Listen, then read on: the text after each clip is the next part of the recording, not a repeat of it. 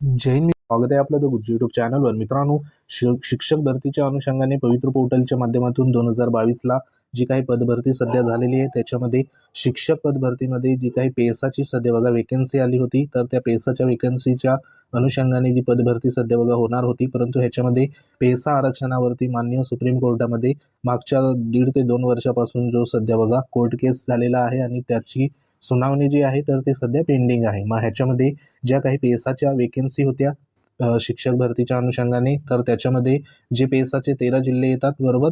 आता ह्या 13 जिल्ह्यामधील जे काही पेसाच्या अंतर्गत ज्या जिल्हा परिषदमध्ये बघा पेसा क्षेत्रातील ज्या शाळा येतात, तर त्या शाळेमध्ये विद्यार्थ्यांचं शैक्षणिक नुकसान त्या ठिकाणी होऊ नये शिक्षकाअभावी, तर त्या अनुषंगाने बघा त्या ठिकाणी जे काही शिक्षक आहे तर ते शिक्षक सध्या अवेलेबल करून दिले होते. आता पेसा क्षेत्रामध्ये पेसा पदभरतीच्या अनुषंगाने 2 प्रकारच्या ज्या नियुक्त्या आहेत तर त्या नियुक्त्या सध्या पाहायला मिळतात. पहिली नियुक्ती म्हणजे जी काही कंत्राटी शिक्षक भरतीच्या अनुषंगाने नियुक्ती झालेली आहे, म्हणजे कंत्राटी तात्पुरत्या स्वरूपात शिक्षक भरती पेसाची. मग यांना 20,000 जे काय आहे तर ते 20,000 सध्या बघा त्या ठिकाणी जे कंत्राटी स्वरूपात पेमेंट दिलं जातं. त्यानंतर दुसरी जी सध्या बघा गट आहे तो म्हणजे मानधन संदर्भात नियुक्त झालेले उमेदवार बरोबर. म्हणजे हे जे मानधन स्वरूपात नियुक्ती झालेले जे उमेदवार आहे तर ते उमेदवार जो काही सध्या मानधन तत्वावरती नियुक्तीच्या अनुषंगाने पेसाचा GR होता, तर त्या GR नुसार जे काही क्वालिफाय उमेदवार होते तर त्यांना सध्या मानधन तत्वावरती नियुक्ती दिलेली आहे. आणि काही उमेदवार जे आहे तर त्यांना कंत्राटी स्वरूपात त्या ठिकाणी नियुक्ती दिलेली आहे. कंत्राटी स्वरूपात म्हणजे त्यांचं जे काही 11 महिन्याचा कालावधी संदर्भात कंत्राटी पद्धतीने 20,000 प्रमाणे जी काही नियुक्ती आहे दर महिन्याला, तर त्या अनुषंगाने बघा दिलेली आहे. परंतु आता हे जे काही कंत्राटी पद्धतीने पेसा पदभरतीच्या अनुषंगाने दिलेले उमेदवारांची नियुक्ती आहे तर त्या नियुक्तीला जवळपास प्रत्येक जिल्हा परिषदमध्ये 11 महिने जे आहे तर ते 11 महिने इथं बघा कंप्लीट होताना आपल्याला पाहायला मिळत आहे. आता ज्या जिल्हा परिषदमध्ये ज्या उमेदवारांचे 11 महिने जवळपास या ठिकाणी कंप्लीट झाले आहे तर त्या ठिकाणी जी काही पुन्हा नियुक्तीच्या अनुषंगाने मागणी देखील होत आहे की जे काही रिन्युअल असेल तर ते रिन्युअल सध्या करा.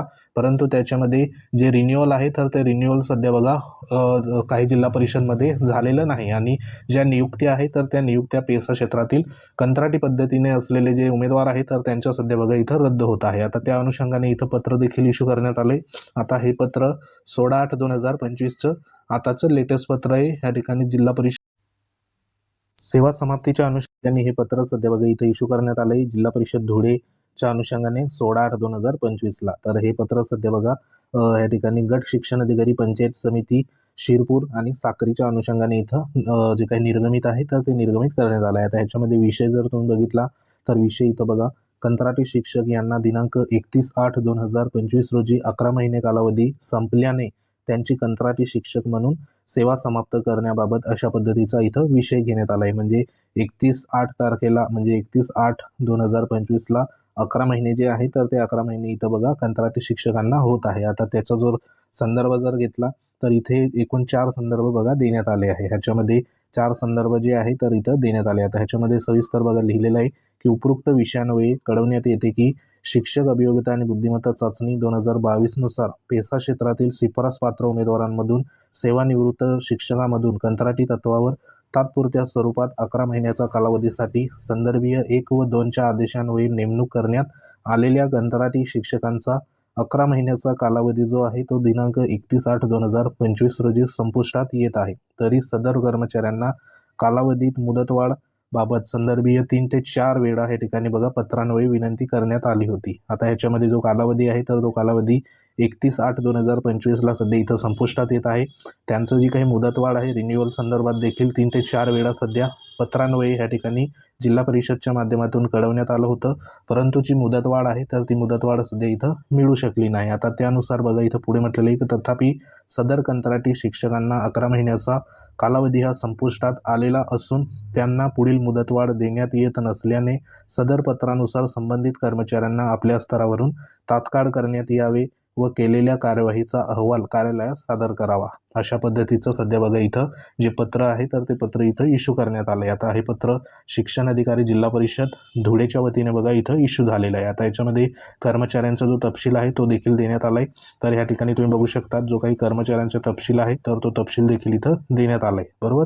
आता याच्यामध्ये बरीचशी जी काही यादी आहे तर ती यादी देखील आहे, बरोबर। शिक्षकाचं नाव असेल, जिल्हा परिषद शाळेचा तालुका, नियुक्तीचा कालावधी, त्यानंतर जे काही संपुष्टात आलेले दिनांक, अशा पद्धतीची ही यादी देखील आहे। तर सध्या अशा पद्धतीचे जे काही 13 जिल्हा परिषदमध्ये नियुक्त असलेले कंत्राटी स्वरूपात जे शिक्षक आहे तर त्या शिक्षकांचं एक प्रकारे ज्या शिक्षकांचा कालावधी या ठिकाणी कंत्राटी स्वरूपात बघा पूर्ण होत असेल 11 महिन्याच्या अनुषंगाने आणि संबंधित जिल्हा परिषदेने सध्या बघा जी काही मंजुरी असेल पुढील तर ती त्या ठिकाणी जर नाही मिळाली तर ते संपूर्ण जे काही उमेदवार असेल तर त्या उमेदवारांचा जो काही ह्या ठिकाणी 11 महिने पूर्ण झाल्यानंतर त्यांची जी नियुक्ती आहे तर ती नियुक्ती सध्या त्या ठिकाणी सेवा समाप्त बघा इथं करण्यात येणार आहे आणि त्या अनुषंगाने हे महत्त्वाचं पत्र देखील इश्यू करण्यात आलं आहे। आता अशा पद्धतीची कार्यवाही आहे तर ती प्रत्येक जिल्हा परिषदमध्ये मे बी होऊ शकते। आता ह्याच्यामध्ये संबंधित जे काही जिल्हा परिषद आहे तर त्या ठिकाणी 31/8ला जे काही उमेदवार आहे तर त्या उमेदवारांचा 11 महिने इथं बघा पूर्ण होतात। आता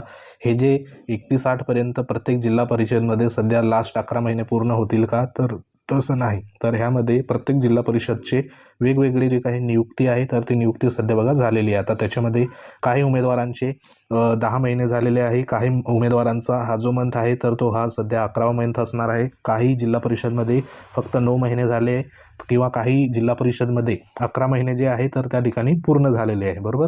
तर त्या अनुषंगाने प्रत्येक जिल्हा परिषदमध्ये वेगवेगळा जो काही कालावधी आहे तर तो उमेदवारांचा पूर्ण झालेला आहे। आता ज्या जिल्हा परिषदमध्ये 11 महिन्याचा कालावधी झालेला आहे आणि पुढील नियुक्ती संदर्भात कोणत्याही प्रकारची सध्या बघा त्या ठिकाणी जर मंजुरी मिळाली नाही तर संबंधित जे काही उमेदवार आहे तर त्या उमेदवारांची जी सेवा समाप्ती आहे तर ती सेवा समाप्ती संदर्भात अशा पद्धतीचे पत्र इथं यायला सुरुवात झाली आहे। तर जे पण कंत्राटी स्वरूपात जे शिक्षक आहे म्हणजे ह्या ठिकाणी मानधन तत्वावर तर ते नियुक्त झालेले शिक्षक वगळून सध्या कंत्राटी तत्वावर जे तात्पुरते सध्या नियुक्त आहे ज्यांचं 20,000 प्रमाणे बघा जे पेमेंट आहे, बरोबर, कंत्राटी तात्पुरत्या स्वरूपात, तर अशा शिक्षकांना या ठिकाणी पुढील कालावधी जो आहे तर तो कालावधी सध्या मुदतवाढ जी आहे तर ती मुदतवाढ इथं वाढवून सध्या मिळत नाही। आता जे 11 महिने ज्या उमेदवारांचे झाले असेल तर त्यांना सध्या जी काही ह्या ठिकाणी नियुक्ती असेल तर ती नियुक्ती सध्या त्यांची संपुष्टात इथं येणार आहे। तर हे एक महत्त्वाचं जे काही पत्र आहे तर ते पत्र सध्या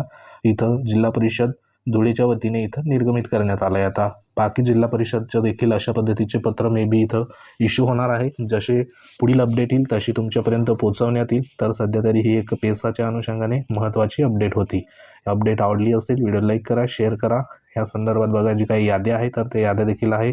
तर सध्या महत्त्वाची अपडेट होती। काही अजून ह्या संदर्भात तुम्हाला माहिती पाहिजे असेल कमेंट बॉक्समध्ये कमेंट नक्की करा, त्याच्यावर तुम्हाला योग्य तो रिप्लाय देऊ। आपलं टेलिग्राम चॅनल आहे ते देखील तुम्ही जॉईन करू शकता। संपूर्ण लिंक जी आहे त्या व्हिडिओच्या डिस्क्रिप्शनमध्ये देण्यात आले आहे। तर भेटू आपण पुढच्या अशाच प्रकारच्या महत्त्वाच्या अपडेटमध्ये। तोपर्यंत जय हिंद, वंदे मातरम।